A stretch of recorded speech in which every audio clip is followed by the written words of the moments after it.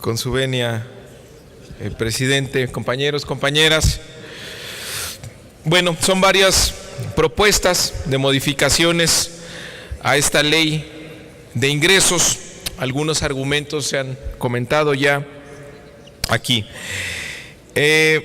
Primero, el artículo 73 de la Constitución establece el tema de la deuda pública, tan comentada aquí el día de hoy.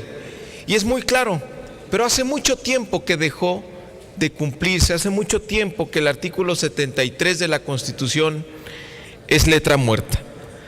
En ese artículo se dice que el Congreso tiene facultad para dar las bases sobre las cuales el Ejecutivo podrá celebrar empréstitos sobre el crédito de la nación y también para aprobar esos mismos empréstitos y para reconocer y mandar pagar la deuda nacional. Tiene varias implicaciones esta definición, que es muy precisa, que este Congreso tiene la facultad entonces de dar las bases sobre las cuales el Ejecutivo se va a endeudar, aprobar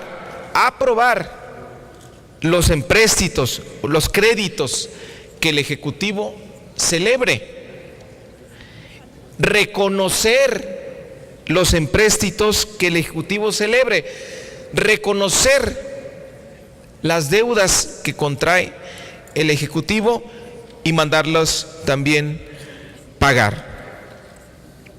Es decir, el artículo 73 constitucional dice que el Congreso tiene la facultad para dictar las bases que deben respetarse en la celebración de los créditos, y los créditos deberán ser aprobados y reconocidos por el Congreso.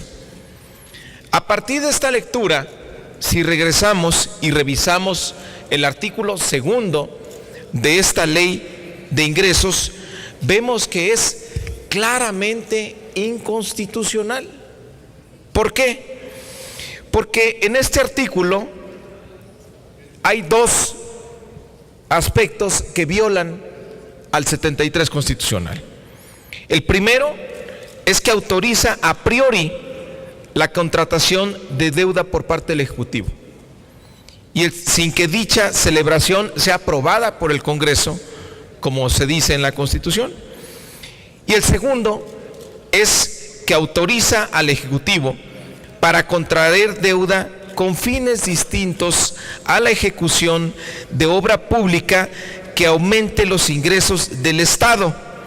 En específico, posibilita la contratación de deuda para pagar el gasto corriente del gobierno federal, tal como lo dice el artículo 2 de esta ley de ingresos. Dice: para el financiamiento del presupuesto de egresos de la Federación para el ejercicio fiscal 2015, cuando habla de la deuda que se está aprobando.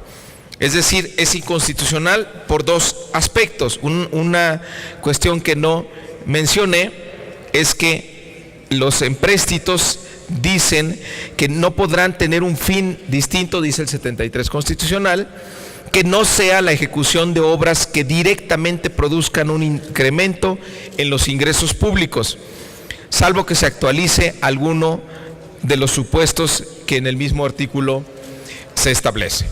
Entonces, se viola en dos aspectos en el artículo 2 de esta ley de ingresos a lo que dice la Constitución. Primero, es inconstitucional porque autoriza a priori la contratación de deuda por parte del Ejecutivo sin que dicha celebración sea aprobada por el Congreso, y el segundo es que autoriza al Ejecutivo para contraer deuda con fines distintos a la ejecución de obra pública que aumente los ingresos del Estado, y sí deja una definición muy amplia para que sea contratada deuda para financiar el presupuesto de egresos de la Federación, es decir, para que pueda financiar el gasto corriente. Hace mucho tiempo que dejó de cumplirse este artículo en nuestro país y es la base de una controversia constitucional que este Senado de la República presentó ante la Corte y que está pendiente de resolverse. Por cierto que esta reserva la estoy presentando en conjunto con el senador Roberto Gil. Bueno, otra reserva que es muy importante es sobre el artículo 11º transitorio, una adición de un 11º transitorio, que tiene que ver con el cálculo del PIB potencial. Este es el primer año donde tiene vigencia la regla de balance estructural aprobada en la Ley de Presupuesto y Responsabilidad Hacendaria. Cambió de manera importante la forma en cómo describimos o la forma en cómo acepta el Congreso permitirle al Ejecutivo, atendiendo a los distintos ciclos económicos, poder tomar deuda para generar un paquete contracíclico de gasto y poder reactivar la economía. Se cambió la visión del déficit cero a una visión dinámica donde pudiera haber endeudamiento temporal. Sin embargo, para que haya sustentabilidad en el mediano plazo de esta regla de balance fiscal, pues no debe haber simulaciones en su cálculo. Y lo que tenemos en este año son cifras que difícilmente se van a cumplir en el cálculo del PIB potencial, que por cierto el año pasado no se aceptó que fuera una institución independiente quien lo calculara, sino que lo calcula la propia Secretaría de Hacienda. ¿Por qué es importante la cifra del PIB potencial? Porque se definió un gasto corriente estructural, es decir, el gasto que no depende del ciclo económico, que estuviera fijo a partir del crecimiento o que creciera al mismo ritmo que crece el PIB potencial, y de esta manera evitar que el gasto corriente siga creciendo de manera desmedida. ¿Qué hacen en este año? Pues lo que hacen es inflar el PIB potencial para poder llegar al nivel de gasto corriente estructural que quiere el gobierno. Y son cifras verdaderamente increíbles. Por ejemplo, ¿cuál es la diferencia entre lo que vamos a crecer, el pronóstico de crecimiento y el PIB potencial? ¿Cuál es la brecha? ¿Cuál es ese diferencial? Hacienda dice que es 4.8%. El Banco de México dice que va a ser 2.4%.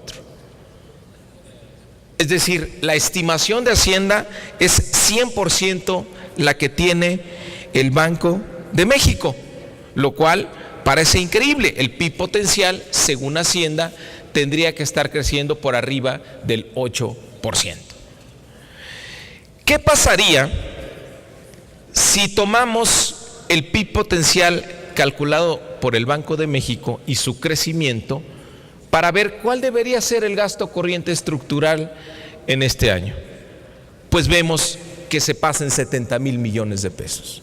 Es decir, se infla la cifra del PIB potencial para simular que se está cumpliendo con la regla de balance estructural. Si tomamos la cifra del Banco de México, el gasto corriente supera el límite que establece la ley en 70,000 millones de pesos. Soluciona esto. Vamos a estar en la simulación permanente si le dejamos a Hacienda la posibilidad de que calcule el PIB potencial. Tiene que ser una institución independiente. Lo propusimos desde el año pasado.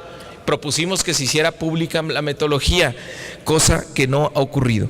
En ese sentido va la redacción que estamos proponiendo, que a partir del ejercicio fiscal 2015, la estimación del Producto Interno Bruto Potencial sea realizada por el Instituto de Estadística, Geografía e Informática y que sea publicada en su página electrónica.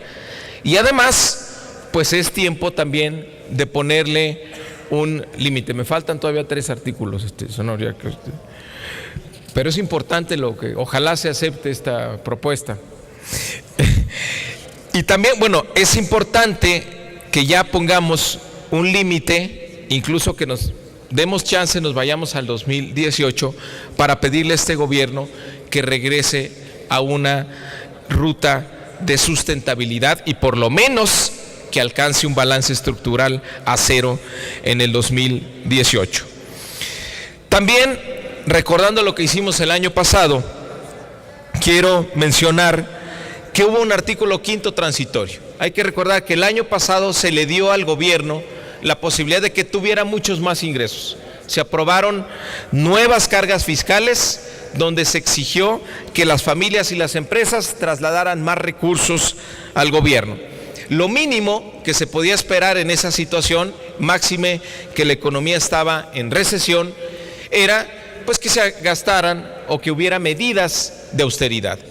Se planteó un 5º transitorio donde se planteaba un 5% de ahorro en la partida de sueldos correspondientes al personal de mandos medios y superiores y de 5% del gasto de operación del gasto corriente estructural, mismos que no fue cumplido.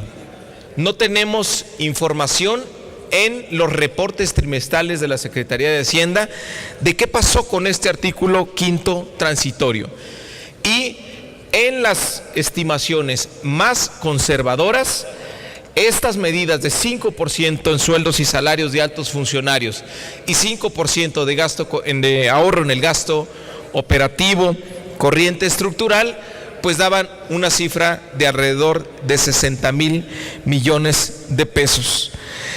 Para este año, cuando sabemos que se va a recortar por lo menos en 8,000 millones, lo menos que podría proponer esta Cámara es que sean absorbidos a partir de programas de austeridad. Y creo que deberíamos repetir la misma medida que se planteó para el 2014 en términos de austeridad. Que otra vez pongamos ese artículo y que exijamos como Senado pues que lo apruebe el Ejecutivo, porque está dentro de la Ley de Ingresos 2014 y es como si no existiera. Esa es la propuesta de un artículo 12º transitorio.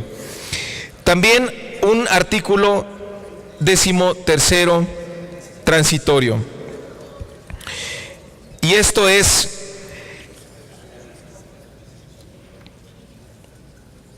que no pospongamos más la reforma estructural que está pendiente, que es la del gasto público. Tenemos que empezar a revisar la estructura del gasto público, el poco valor agregado que está generando en la economía. Tenemos que cortar esta dinámica donde el esfuerzo principal es por tener más ingresos y vemos un gasto que no, por más que se aumente, en este año, por ejemplo, creció lo que había crecido en los últimos 4 años, creció de un solo golpe y vemos que no tiene impacto en la economía. La respuesta es muy sencilla, la del INEGI. El valor agregado del gasto público en los distintos sectores de la economía es cercano a 0 o negativo. Es tiempo de que revisemos esto. Estamos proponiendo que se genere a partir del 1 de enero un grupo de trabajo entre el Congreso y la Secretaría de Hacienda para empezar a revisar la calidad y productividad del gasto público a fin de que planteemos una reforma en esta materia y el gasto público, nos aseguramos, tenga un impacto en la economía. Por último, estamos proponiendo cambiar de acuerdo en desaparecer la actual redacción del artículo 4º transitorio. El artículo 4º transitorio revela la visión que tiene la Secretaría de Hacienda sobre el gasto público, que es: déjenme aquí una bolsa fuera de la supervisión del Congreso, es una bolsa libre para instrumentar los organismos nuevos que se derivan de la reforma energética, todas estas estructuras burocráticas, a las que no se le pone límite. Es una bolsa sin límite para que construya estas nuevas estructuras. Ya se mencionó aquí el Centro Nacional de Control de Gas, que no viene en el presupuesto, el Centro Nacional de Control de Energía, la Agencia Nacional de Seguridad Industrial y Medio Ambiente, la estructura del Fondo Mexicano del Petróleo, no viene en el presupuesto de egresos cuando ya se debería tener. Solo se incluye la transformación que hará la Comisión Nacional de Hidrocarburos y la Comisión Reguladora de Energía. En lugar de esa redacción, estamos pidiendo que en el cuarto transitorio tengamos mayor certidumbre sobre la fórmula para calcular el proyecto de precio de barril de la mezcla mexicana de exportación y obligar a que sean públicos los datos, la base de datos, la memoria de cálculo y una nota metodológica sobre la aplicación de esta fórmula. Son las propuestas que tenemos. Gracias por su tolerancia, presidente. Muchas gracias, señor senador.